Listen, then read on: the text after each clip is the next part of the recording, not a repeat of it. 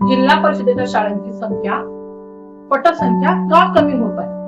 पालकांचं, जनसामान्य लोकांचं जीवनमान उंचावलं आहे म्हणून का मुलांना शाळेची गरज भासत नाही म्हणून? पालकांना इंग्रजी माध्यमाच्या ज्या शाळा आहेत त्यांच्या ज्या भौतिक सुविधा आहेत त्यांच्याबद्दल आकर्षण आहे का? अशी काही कारणं आहेत का? शाळा उंचावणे किंवा पटसंख्या वाढवणे म्हणजे फक्त हजेरी पटावर प्रेझेंट ऑप्शन लिहिणे नव्हे. शाळेची पटसंख्या तेव्हा वाढेल जेव्हा मुलांना स्वतः शाळेत येऊ वाटेल, त्यांना ज्ञानार्जन होईल, त्यांना काहीतरी मिळेल आणि ते संध्याकाळी जाताना काहीतरी ज्ञान सोबत घेऊन जातील, तेव्हा त्यांना दुसऱ्या दिवशी शाळेत पुन्हा यावंसं वाटेल. आणि हे करण्यासाठी समाजातील प्रत्येक घटक त्यास जबाबदार आहे. मी गेल्या 31 वर्षांपासून जिल्हा परिषद शाळेवर काम करीत आहे. तर या 31 वर्षांच्या प्रवासामध्ये मला पटसंख्ये संदर्भात अडचण आली नाही किंवा हजेरी ठेवण्यात सुद्धा मला कधी अडचण आली नाही. हजेरी ठेवून पटसंख्या वाढवून जे काही काम केलंय आणि मी जे काही विद्यार्थ्यांना हजेरी ठेवण्यात यशस्वी झाली आहे त्याचे 5 मुद्दे मी तुम्हाला विशद करणार आहे. हजेरी वाढवण्यामागे एक महत्वाचा उपाय म्हणजे गृहभेटी देणे. मी साधारण महिन्यातून 2 गृहभेटी घेते. या गृहभेटीमध्ये मी काहीही पूर्वसूचना न देता त्या विद्यार्थ्याच्या घरात पोहोचते. घरात गेल्यानंतर तिथे मला त्यांची मूळ परिस्थिती काय आहे, त्यांची आर्थिक परिस्थिती कशी आहे, त्यांची शारीरिक भावनिक परिस्थिती कशी आहे हे मला कळतं आणि त्यातून मी त्यांच्या घराचं वातावरण एकंदरीत काय आहे हे समजून घेते. मी तिथे गेल्यानंतर जे आग्रहित होतं ते वेगळं, पण मॅडम आमच्याकडे येऊन गेल्या हा जो भाव आहे हा भाव पालकांमध्येही असतो आणि मुलांमध्येही असतो. ज्या दिवशी मी भेटायला जाते त्या दिवसापासून पुढच्या 15-20 दिवसांपर्यंत सुद्धा एकही मूल घरी राहत नाही. पालकही आपल्या शाळेत वर्गात आले पाहिजे, त्यांना त्यांच्या विद्यार्थ्यांची त्यांच्या मुलांची स्थिती माहित पाहिजे आणि आपणही त्यांच्याशी सहमत झालो पाहिजे. त्यांचे विचार आपण ऐकून घेतले पाहिजे. त्यांना आपण काय गरजांची आवड आहे, त्यांना कोणत्या गरजा लागतायत हे आपण समजून घेतलं तर मुलं घरी नाही राहणार. मुद्दा नंबर 2, तत्काळ शैक्षणिक साहित्य पुरवणे. बऱ्याच विद्यार्थ्यांना शाळेत येताना निघाले की त्यांच्याजवळ दप्तर नसतं, वही, पाटी, पेन्सिल, पेन या ज्या शैक्षणिक बाबी आहेत, या शैक्षणिक सुविधा ज्या आहेत त्या त्यांच्याकडे लेखन साहित्य नसतं आणि म्हणून त्यांना शाळेत यायचा कमीपणा वाटतो. त्यांना वाटतं हे नाही ते नाही ते नाही.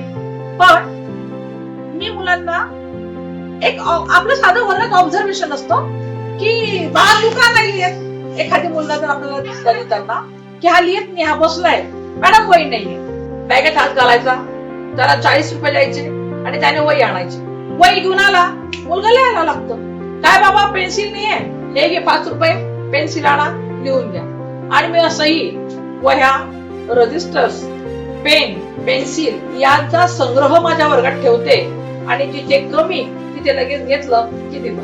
यामुळे काय होतंय, यामुळे त्या मुलाला माहितीये की शाळेत जरी माझ्याजवळ नसलं, आई बाबा जरी आता घरी नसले या क्षणाला मला ती वस्तू पुरवण्यासाठी, तरी सुद्धा मॅडम आपल्याला वर्गात गेल्यावर देतील, रागवणार नाहीत, बोलणार नाहीत. अथवा काही माझी कमी जास्त म्हणजे मला कमीपणा वाटेल, मला कमी लेखलं जाईल असं काही बोलणं मला मिळणार नाही. म्हणून मुलं त्या निर्धास्त भावनेने वर्गात येतात आणि छानपैकी अभ्यास दिवसभर सुरू असतो. तिसरा पर्याय आहे मासिक उपस्थिती सन्मान. मुलं उपस्थित राहत नाहीत, ते मुलं शाळेत येत नाहीत, ते कसे दुडू धावत येतील शाळेमध्ये. तर मी दर महिन्याला जेवढे आपले शाळा सुरू दिवस असतात त्या शाळा सुरू दिवस असलेल्या संख्ये एवढे पूर्ण दिवस जर ते विद्यार्थी शाळेत आले तर मी त्या मुलांना काहीतरी छोटेसे बक्षीस देते. हे बघा ही 12 मुलं ऑगस्ट महिनाभर किती दिवस शाळा चालली तेवढे सगळे दिवस शाळेत हजर होते. म्हणून त्यांचा आपण काहीतरी छोटीशी गिफ्ट देऊन सत्कार करणार आहोत. हा लगातार किती महिना होता? 3रा महिना होता. 3 महिने झाले आपण त्यांचं बक्षीस देऊन स्वागत सत्कार करतोय, त्यांचं कौतुक करतोय. काहीतरी गिफ्ट देते, सर्टिफिकेट देते, त्यांच्यासाठी टाळ्या वाजवून घेते इतरांकडनं किंवा त्यांना एक छोटासा मोमेंट देतो. किंवा त्याला असं बॅज वगैरे लावून देते, मी रोज हजर राहते, मी स्मार्ट मुलगी आहे, आय एम अ स्मार्ट किड, असं काहीतरी बॅज वर लिहून देते आणि तो बॅज त्याने लावायचा असतो महिनाभरासाठी. जर एखादी मूल समजा फॉर एक्झाम्पल शाळा सुरू आहे 23 दिवस आणि तो 22च दिवस आहे आणि ती ओरिजिनल हजेरी भरली जाते, त्याला कळतं की अरे मी एक दिवस मामाकडे गेलो होतो मी किंवा एक दिवस मी गैरहजर होतो, तर त्या गैरहजेरीमुळे माझं हे बक्षीस हुकलं, मला हा जो इतरांवर टाळ्यांचा वर्षाव झाला हा माझ्यावर झाला नाही, यांच्यासाठी मला टाळ्या वाजवाव्या लागल्या किंवा मला हे सर्टिफिकेट छानसं जे मिळत होतं ते मिळालं नाही, मुलं बॅज लावून फिरत आहेत तो माझ्या छातीवर नाही, म्हणून मुलं त्यासाठी म्हणजे एक प्रयत्न करतात की मी आता पुढच्या महिन्यामध्ये एकही दिवस मी काही हजर राहणार नाही. कारण की काय आहे, जिथं मुलांना हजर ठेवणं कठीण आहे तिथं मुलाला एका दिवसाच्या हजेरीचं महत्व पटवून देणं या उपक्रमातून होतं. चौथा प्रकार आहे पालकांचा व्हॉट्सअप ग्रुप. हा पालकांसाठी बनवलेला व्हॉट्सअप ग्रुप आहे. माझ्या वर्गातल्या पालकांसाठी बनवलेला व्हॉट्सअप ग्रुपचं नाव आहे ट्विंकलिंग स्टार, चकाकते तारे. या चकाकते ताऱ्यांना अधिक चकाकीत ठेवणं किंवा सदैव चकाकीत ठेवण्यासाठी हा ग्रुप तयार झालेला आहे. यात फक्त सकारात्मकच बाबींचा उल्लेख होतो. यात काही विशिष्ट सूचना असतील, होमवर्क दिलेला असेल, विद्यार्थ्याकडून काय करून घ्यायचं ते असेल, विद्यार्थ्यांनी दिवसभरात काही विशेष गोष्टी केलेल्या असतील त्याचा व्हिडिओ करून पालकांना पाठवण्यात येतो. विद्यार्थ्यांनी सुंदर अक्षरात काही लिखाण केलं असेल त्याचा व्हिडिओ करून त्याचा फोटो करून पालकांना पाठवण्यात येतो. कोणी छान भाषण केलं असेल, कोणी छान सुंदर कविता म्हटली असतील, कोणी छान मिमिक्री केली असेल, कोणी छान मस्तपैकी फॅन्सी ड्रेस स्पर्धेत भाग घेऊन असं छान वेशभूषेत काहीतरी वेगळं केलं असेल, हे फोटो हे व्हिडिओ पालकांना पाठवले जातात. पालकांना वाटतं शाळा जिवंत आहे आणि विद्यार्थ्यांना वाटतं माझ्यावर पूर्णपणे लक्ष आहे आणि हे जे कोऑर्डिनेशन आपण साधतो आहे त्यामुळे विद्यार्थ्यांची हजेरी असते. आई वडील घरून म्हणतात जा, काल तू खूप सुंदर मिमिक्री केली होती ना, काल तू सुंदर कविता म्हटली होती ना, बघ तुझा किती सुंदर फोटो आलाय, बघ तुझा किती छान व्हिडिओ आलाय, जा बाळा शाळेत जा. म्हणजे ते सुद्धा विद्यार्थ्यांना गोड बोलून शाळेत पाठवतात. आणि दुसरी गोष्ट म्हणजे मुलांना सुद्धा स्वतः दप्तर टाकलं की दुडू दुडू दुडू दुडू शाळेत यायला इच्छा होते.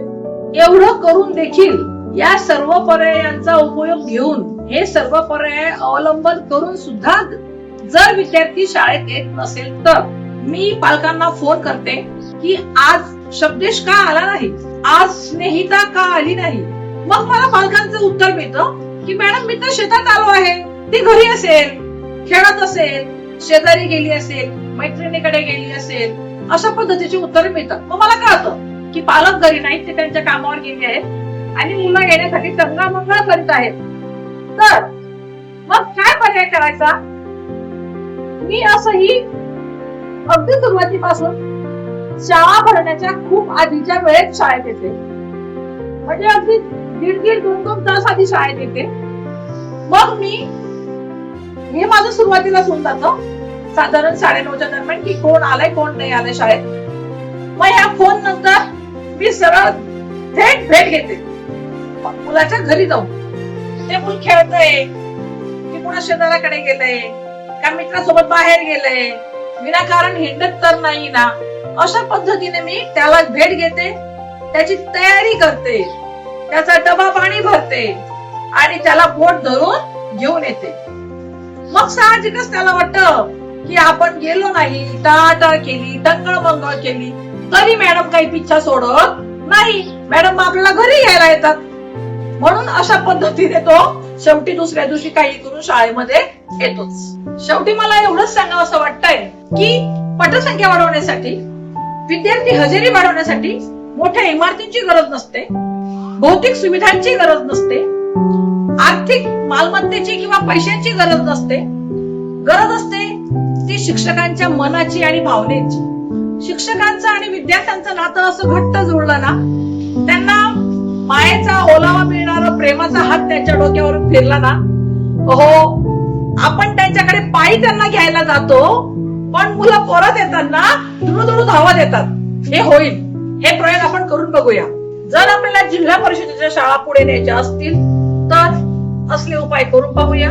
तुमच्या जवळही काही उपाय असतील तर तेही आपण एकमेकांना शेअर करूया आणि हा विचार पुढे नेऊया, एकमेकांना त्या विचारांचं आदान प्रदान करूया आणि सरकारी शाळेचा दर्जा उंचवूया, सरकारी शाळेची पटसंख्या वाढवूया, सरकारी शाळेची हजेरी आपण तेवत ठेवूया.